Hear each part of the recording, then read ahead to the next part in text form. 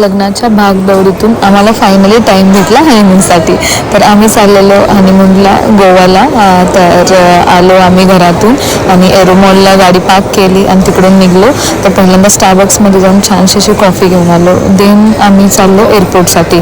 तर थोडंसं कन्फ्युजन झालं तर टर्मिनल 1 की टर्मिनल 2. तर एकच टर्मिनल आहे सध्या. एक एअरपोर्टचं काम चालू असल्यामुळे एकच एअरपोर्ट चालू आहे.